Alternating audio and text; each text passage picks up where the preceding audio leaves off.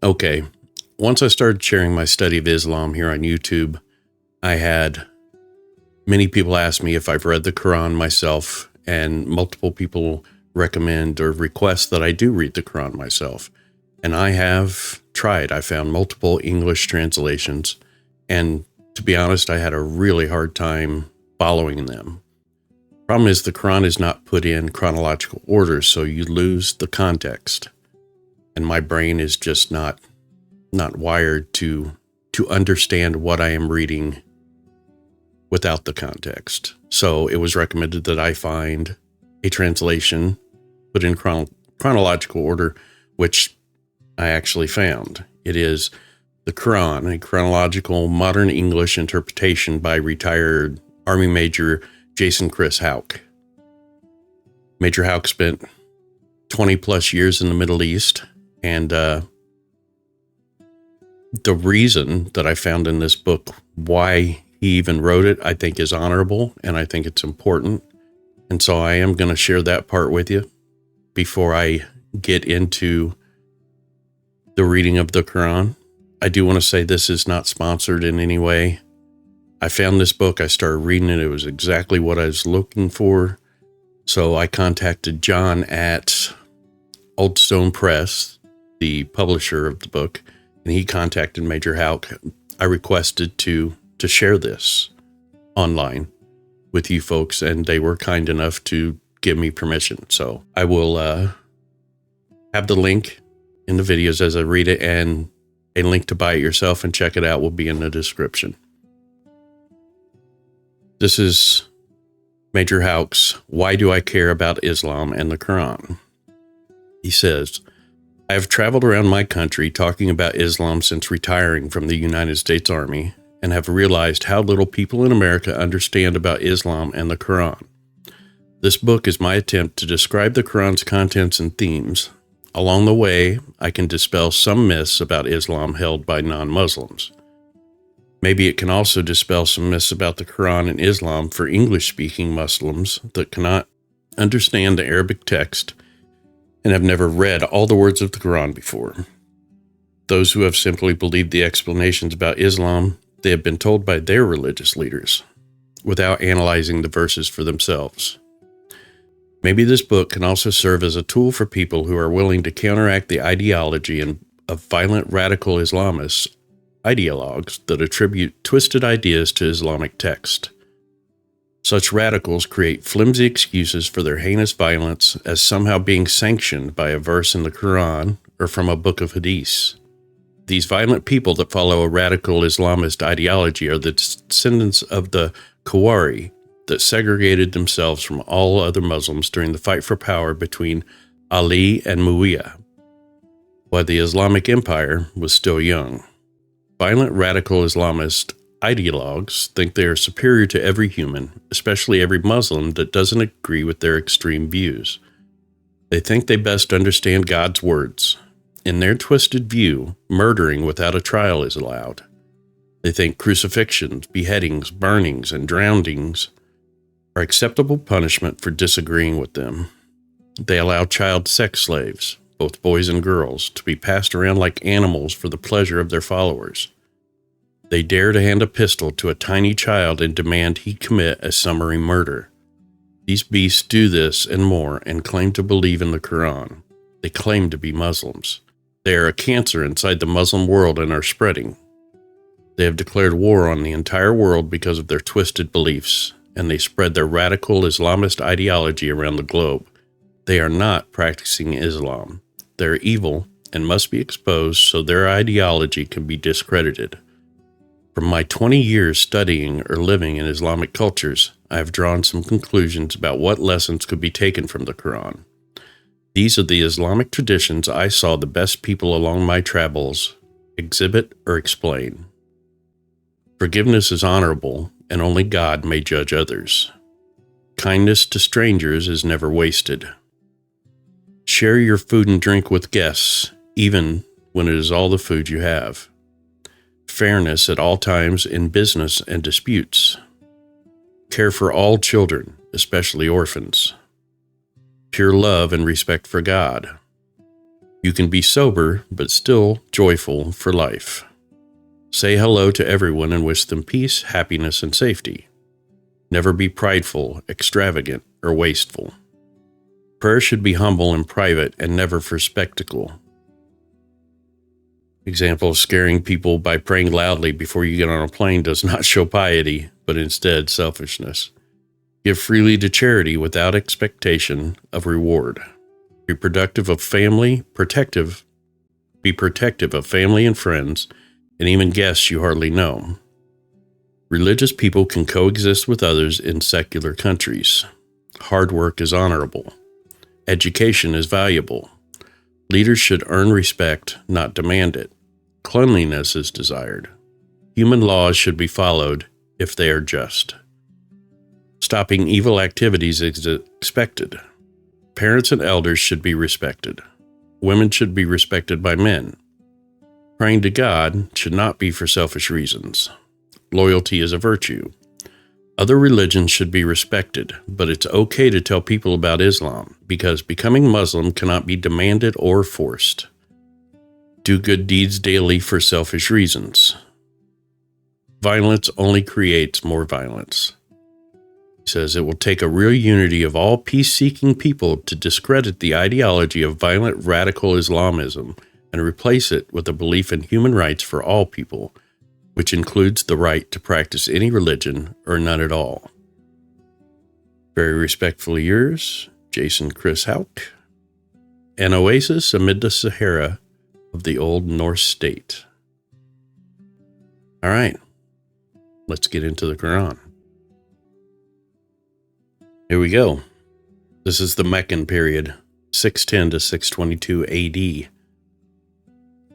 It starts with the opening invocation, which is chapter 5 chronologically, but the author chose to start with it because it's the first surah in the Quran. In the name of the most gracious and merciful God, all praise should be to God, the Lord and Judge of all that exists. We worship only you and ask you for help. Guide us on the righteous path, the path of those you approve of, and not the path of those you are displeased with. Chapter 1, Surah 96, the Clot. Recite, in the name of the Lord who made man from a clot of blood. Proclaim that your God is most generous, and he taught man to write. Indeed, he taught man everything, all the things he didn't know. Man is being rebellious when he thinks he doesn't need God and can depend on himself. The path back to heaven is through the Lord, or you owe all you have to God. The man who forbids others to pray should be following God's guidance and asking others to pray as well. He should not call the faithful liars. He doesn't know God is watching. If he doesn't stop interfering with the faithful, we shall seize the lying sinner by the hair. Let him call out to his fellow man at judgment time, and we shall call the keepers of hell for him. Don't listen to unbelievers. Instead, pray and bring yourself closer to God. Chapter 2, Surah 68, the Pen. This surah starts with the Arabic letter Nun, or the N sound. Muhammad, by the grace of God, they will record by the pen that you are not crazy, and indeed you possess great character. You will be, and you have an everlasting reward. You and the other will see who is crazy. God knows who has followed the righteous path and who has not. Don't listen to the deniers. They want you to compromise your beliefs so they can continue their evil ways. Those men are liars, slanderers, and sinners. They are greedy, violent bastards. They hinder goodness and think they can get away with it because they are wealthy and have many sons. When they hear the revelations, they say it's just the myths of old times. When the time comes, they will be marked on their noses. God will test them like he tested the people of the garden. They had vowed to collect their fruits at dawn, but failed to invoke God's blessings. The Lord destroyed their crop while they slept.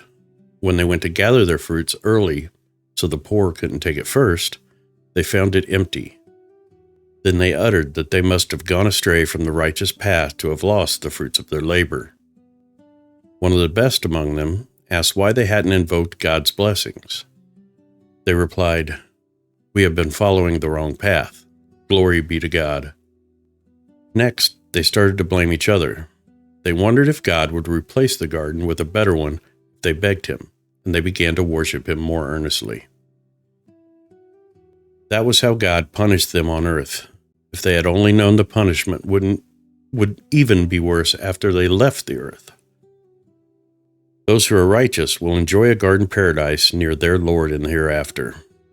Should we treat the righteous like we treat the sinners after death? What is wrong with you? How would you judge them?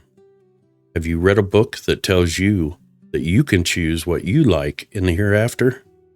Did you receive a covenant that on the day of judgment you will have all your demands met?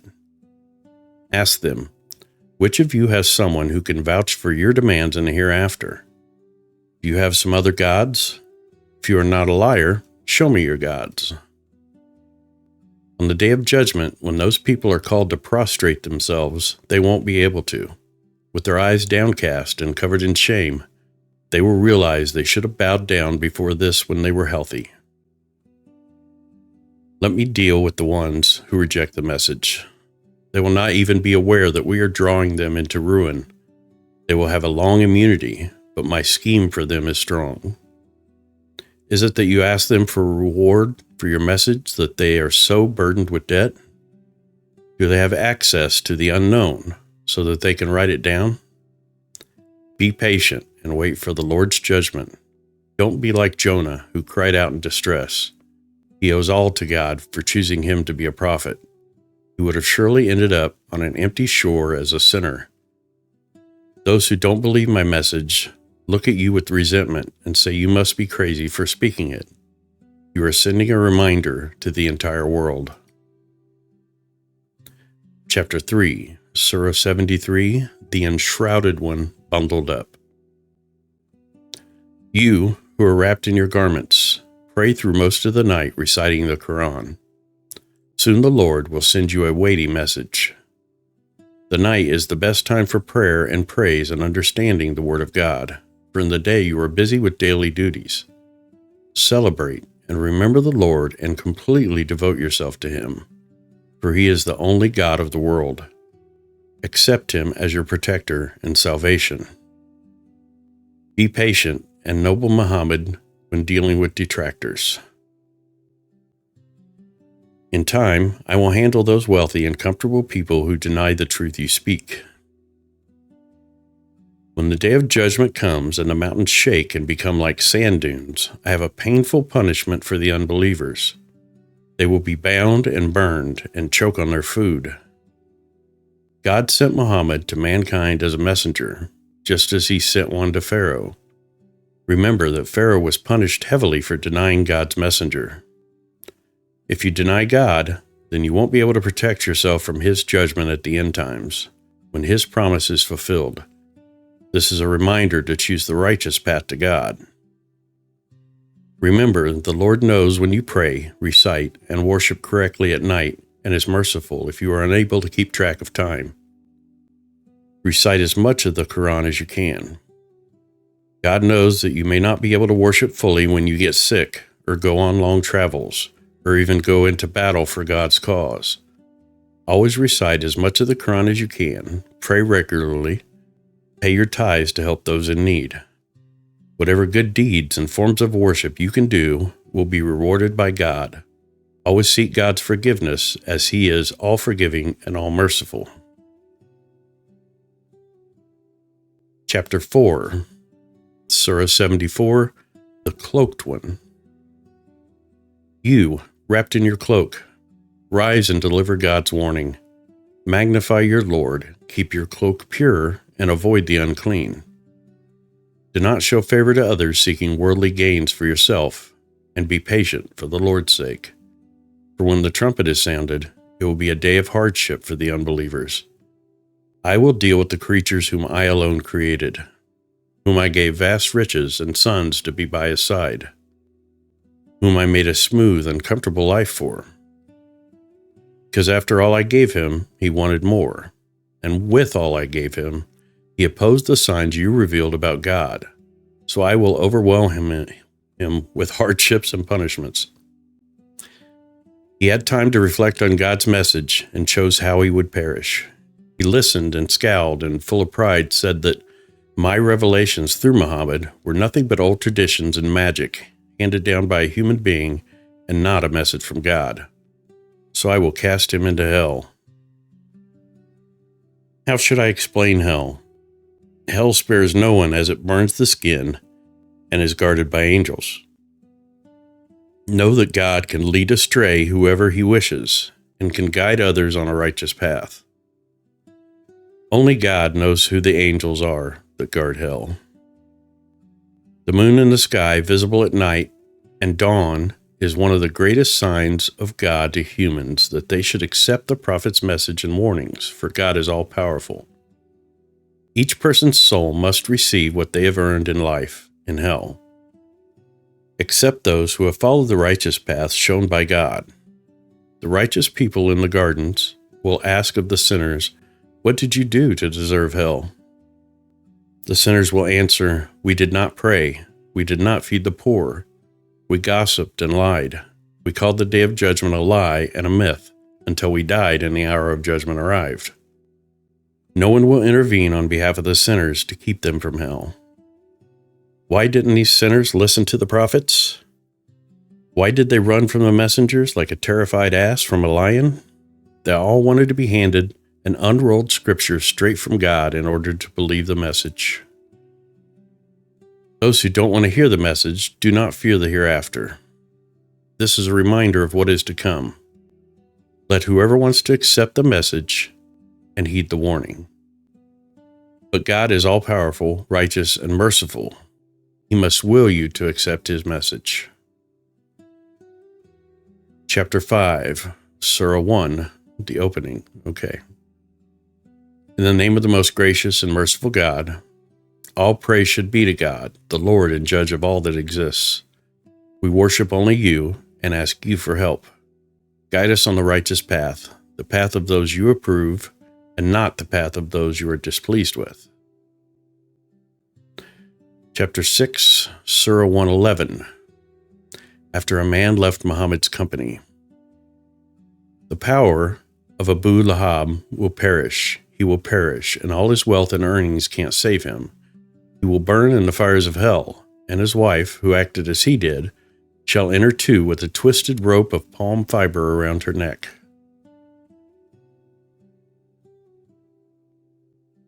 Chapter 7, which is Surah 81, the darkening of all of life.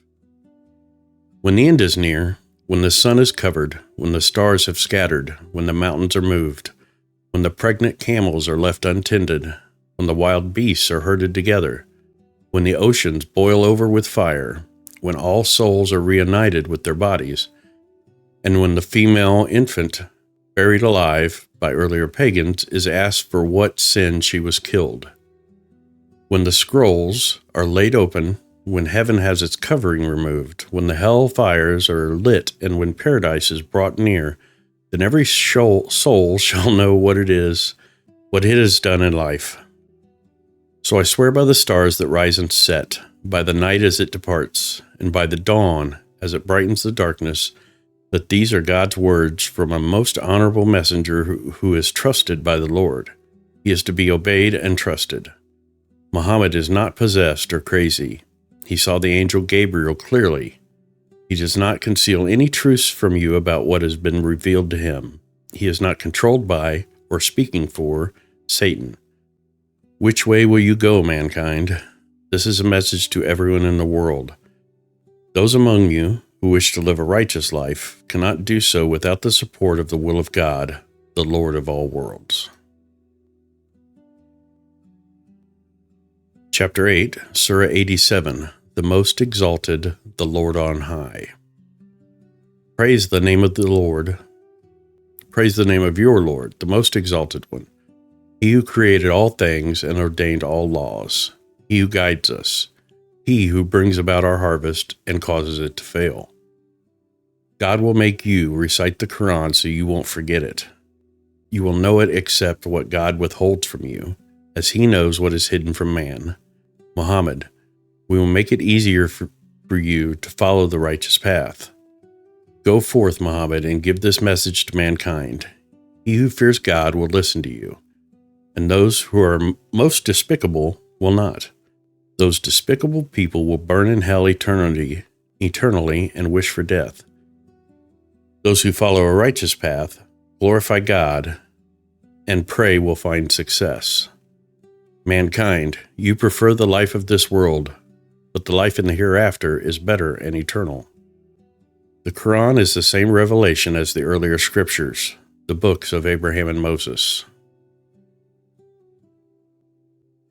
Chapter 9, Surah 92, The Night.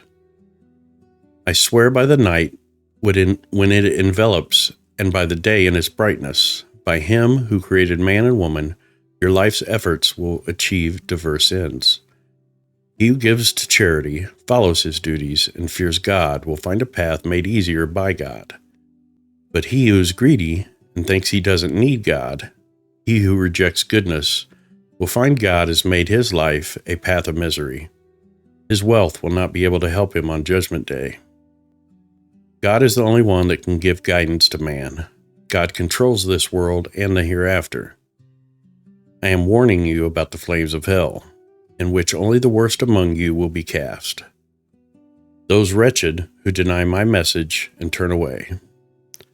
But hell is not for those who are righteous and who give their wealth to benefit others without an expectation of reward and recognition. You are safe if you live to honor God, for He will be pleased in you. Chapter 10, Surah 89, The Daybreak.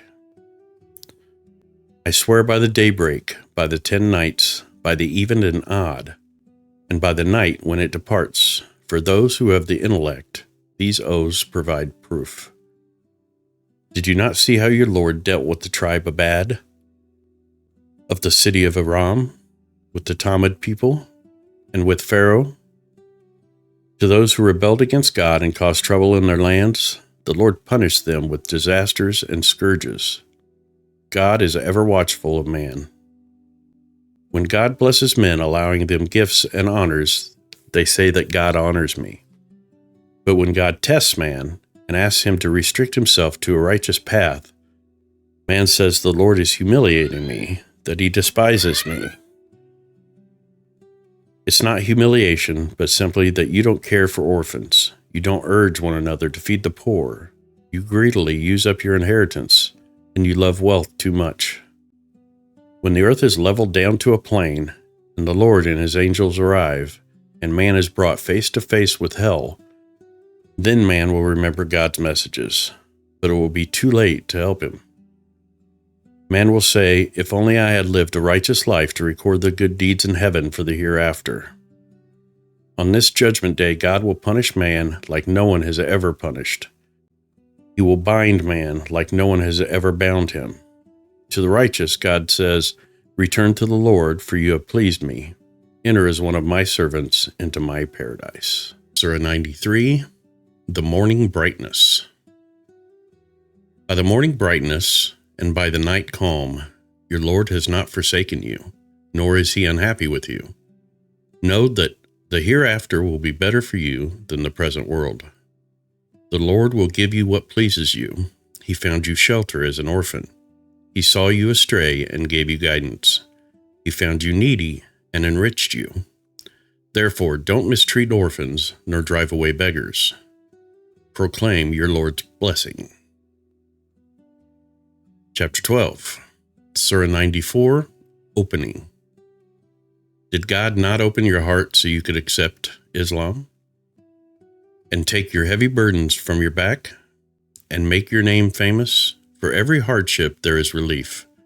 For every hardship there is relief. Therefore, when you are free from burden, turn your attention eagerly to the Lord. Chapter 13, Surah 103, The Time. Throughout time, man is lost, accept those who are faithful, and, while conducting good deeds, encouraging each other to be patient and truthful. Chapter 14, Surah 100, The Chargers.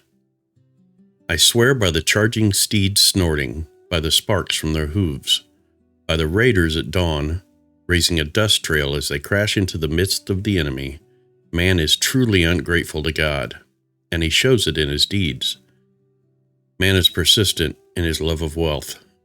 Doesn't man know that at Judgment Day, when his soul is laid bare for inspection, his Lord will know all about his deeds? Chapter 15, Surah 108, The Abundance. God has given you abundance, so in return pray and sacrifice to the Lord. Your enemies will be without posterity. Chapter 16, Surah 102, The Rivalry. Competition for worldly things distracts man until he dies. You will see soon the results of your distraction, and you will understand your folly clearly when you see the fire of hell. You will be asked about your earthly actions on Judgment Day. Chapter 17, Surah 107, The Aid or Act of Kindness. Did you see the men that deny the final reckoning? They are the ones who failed to care for orphans and didn't urge people to feed the poor. Woe be unto those who worship, who neglect their prayers, who do good deeds only to be publicly seen, but do not give small acts of kindness and aid. Chapter 18, Surah 109, The Faithless, Disbelievers. Disbelievers, I don't worship what you worship, and you don't worship what I worship, and I won't worship what you worship, and you won't worship what I worship. So your worship as your religion requires, and I shall worship according to mine. Chapter 19, Surah 105, The Elephant. Remember how the Lord dealt with the force on elephants, sent to destroy the Kaaba in Mecca. Didn't God upset their strategy of attack when he sent a flock of birds against them? When he struck them with stones of baked clay and left the battlefield looking like a field with all its crops harvested? Chapter 20, Surah 113, The Sunrise, or Dawn. Say, I seek protection from the Lord of the dawn, from the evil he has created, from the evil of the darkness of night, from those who practice witchcraft, and from the evil of those who are envious.